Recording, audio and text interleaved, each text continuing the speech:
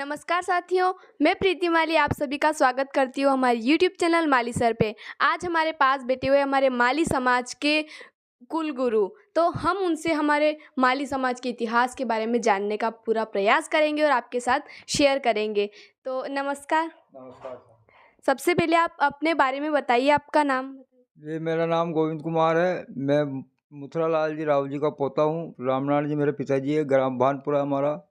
फूलमाली समाज के कुलगुरु हैं हम। और जहाँ भी फूलमाली समाज की कार्यक्रम होता है वहाँ हम जाते हैं। गंगोज हो, चाहे शादी हो, चाहे पोथी पुस्तक का काम हो, उसको हम करते हैं। ये शुरुआत हमारे बड़े बूढ़े ने सम्मत 913 के साल में प्रथम मूल की मीटिंग पुष्कर के अंदर हुई थी, जो लखमा जी और कुशमा जी अजमेरा जो मांडल के रहने वाले हैं उन्होंने करवाई थी। ये सम्मत 913 से फूलमाली समाज का राव जी का साथ है।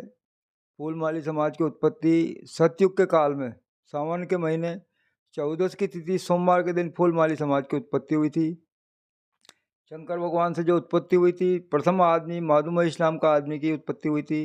माधु महेश नाम का आदमी की उत्पत्ति होने के बाद में उसने पूछा कि भाई कौन मेरे माता और कौन मेरे पिता। तो शंकर भगवान पार्वती ने कहा भाई हम तुम्हारे माता पिता हैं। तो फिर शंकर भगवान को उस माधु महेश नाम का आदमी ने फूल माला बना के माला पहनाई। उस दिन से फूलमाली जाति का विस्तार हुआ। और आपने ये तो बता दिया कि हमारी माली समाज की उत्पत्ति कैसे हुई। और ये जो माली समाज है हमारे, मतलब कितनी गोत्र होती हैं इसमें? इसमें पूरे 12 तरह का माली समाज है। उसमें 14,500 गोत्र होती है। उसमें से 1444 गोत्र फूलमाली शाखा में रखी। बाकी और 11 तरह को माली में डिवाइड कर दी, उसको बांट दी मतलब। अच्छा, और क्या ये माली समाज कितना फैला हुआ है? क्या पूरे भारत में फैला हुआ है? ये माली समाज पूरे भारत में लगभग सभी जगह फैला हुआ। कोई सैनी के नाम से जानते हैं, कोई पुष्पद है, कोई मालाकार है, कोई सुमन है। इसे अलग अलग नाम से जानते हैं, लेकिन पूरा माली समाज भारत में सभी जगह फैला हुआ है लगभग। और आप ये जो पोथी लिखने का कार्य करते हैं, ये कब से शुरुआत की आपने? ये सम्मत 913 से हमारे बड़े बूढ़े से सम्मत 913 के साल से फूलमाली समाज में से ही व्यक्ति को खड़ा करके मूल की पंचायत द्वारा नियुक्त किया गया। फूलमाली समाज में से व्यक्ति को निकाल के कि भाई आज से अपने फूलमाली समाज का लेखा जोखा ये आदमी रखेगा। तो ये फूलमाली समाज में से ही राव जी निकाले सम्मत 913 के साल में। तो अभी तो ऑनलाइन का ज़माना है, तो हम ऑनलाइन में भी ये सेव कर सकते हैं, तो ये लिखने से क्या फ़ायदा होता है? लिखने से ये एक अपना इतिहास रहता है। जैसे आज अपने हथुनिया गांव में श्री प्रकाश जी माली शांत हो गए थे, उनका गंगोल लिखा। अब ये 100 साल 50 साल बाद भी अगर कभी पूछोगे तो ये चीज़ें इतिहास हमारे पास में गहलोत परिवार का इतिहास मिलेगा। वो इस गंगोज हुआ था, इसमें ये रसोई बनी थी, इतने गाँव का पंचायत है, ये समाज में जैसे मंदिरों पर पहुँचाया वगैरह, ये जो भी कार्यक्रम हुआ, ये चीज़ें इसमें मिलती है। अच्छा, और आप यहाँ जो हथुनिया ग्राम में आए, और इससे पहले भी आप यहाँ पर आए थे? हाँ, आया था पहले। तो आप मतलब क्या ऐसे जो हमारी माली समाज में आप ये कुल गुरु हैं, ऐसे ही और भी समाज में होते हैं? हाँ, सभी समाज में लगभग पाटीदार समाज को छोड़ करके जितने भी समाज हैं हिंदू धर्म में, उनके सबके कुलगुरु होते हैं। सिर्फ पाटीदार समाज में कुलगुरु नहीं होते हैं। पाटीदार समाज में नहीं होते? अच्छा, तो मतलब अ, इसके बाद आप बताइए कि आपको कितने साल हो गए ये काम करते-करते? ये सन 2019 से मैंने काम चालू किया है। ये पिताजी शांत होने के बाद में, उससे पहले मेरे पिताजी रामनारायण जी थे, राव जी फूलमाली समाज के कुलगुरु, वो लिखते थे पोथी। उनसे पहले उनके हमारे दादाजी मुथुरालाल जी राव जी, वो लिखते थे। उससे हमारा पीढ़ियों दर पीढ़ियों ये काम चला हो रहा ठेठ से। सम्मत 913 के साल से फूलमाली समाज और राव जी का निरंतर साथ चलता आ रहा है।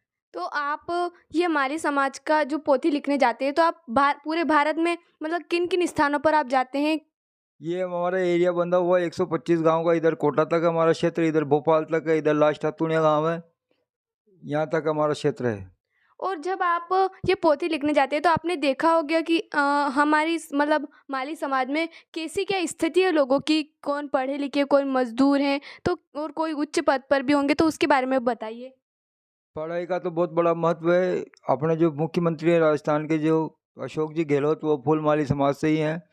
तो बड़े बड़े पदों पर अपने फूलमाली समाज के व्यक्ति आसीन है। लेकिन फिर भी क्या है कि शिक्षा का बहुत अभाव है। हम जहाँ भी जाते हैं गांव में एक ही बात बताते हैं उनको कि भाई शिक्षा को, बच्चों को जागरूक करो, पढ़ाओ लिखाओ। रिश्ते ढूंढने की जरूरत नहीं पड़ेगी आपको, रिश्ते आपको ऑटोमेटिक आएंगे अगर आप बच्चे को आप योग्य बनाओगे।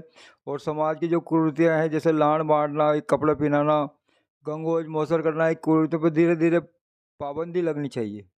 अच्छा, मतलब आप कुल मिला के यही बात इस बात पे जोर देते हैं शिक्षा के ऊपर। शिक्षा को और जैसा कि आपने बताया कि हमारी माली समाज में 14,500 गोत्र हैं, तो हमारे जो गहलोत गोत्र हैं उसके बारे में क्या विशेषता है, क्या विशेष आपको लगता है? फूल माली समाज में 12.5 तरह के फूल समाज है अपनी, और सबसे बड़ा फूल माली है। और गहलोत गोत्र का इतिहास सम्मत 1600 के साल से जो गहलोत गोत्र है ये ओरिजिनल राजपूत है, तंवर और गहलोत। तो ये पुराने जो मुगल काल के अंदर राजपूत को देखते ही ख़त्म कर देते मुसलमान लोग, इसलिए अपने जो गहलोत गोत्र और तंवर गोत्र इन्होंने राजपूत का काम छोड़कर सेना में लड़ते थे पहले, इन्होंने काम छोड़ करके ये बागवानी करने लगे और बागवान कहला गए और धीरे धीरे माली समाज में सम्मिलित हो गए।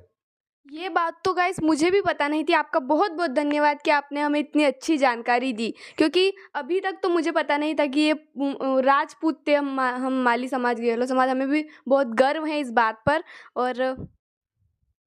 और गुरुजी आप ये भी बताइए कि हम जो गोत्र हैं हमारी गहलोत, उसके आगे कई बार मैंने सुना है और देखा भी है कि भालोटा गहलोत भी लगाते हैं। तो भालोटा क्यों लगाते हैं, इसके पीछे का इतिहास? ये जो बालोटा गहलोत अपन कहलाए ये अनादिकाल में राजपूतों के साथ में अपनों को युद्ध में सेना के साथ लड़ते थे अपना गहलोत परिवार।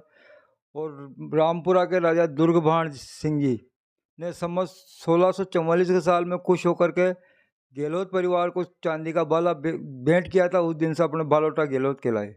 और तो गुरुजी आप ये भी बताइए कि हम कई बार, जो मेरे दादाजी थे उनको कई सारे उनके मित्र बागवान बागवान भी कहते थे। उनका कहना था कि हमारे पीछे बागवान भी लगता है। तो बागवान की उपाधि किसने दी हमें, कब से ये मिली? ये बागवान की उपाधि अपने बड़े बूढ़ों को राजा आना बिसल देव जी जो अजमेर का राजा था, उसने अपने बड़े बूढ़ों ने बगीचा लगाया अजमेर के अंदर। आना बिसल देव जी ने खुश होकर उपाधि दी है बागवान की उपाधि अपनों को, फूलमाली समाज को बागवान कहलाए अपन। और गुरुजी आपका बहुत बहुत धन्यवाद कि आपने हमें इतनी सारी जानकारी दी। ऐसे आप कभी भी यहाँ हतुनिया ग्राम में पधारे तो हमारे घर जरूर आइएगा। जरूर जरूर जरूर साहब।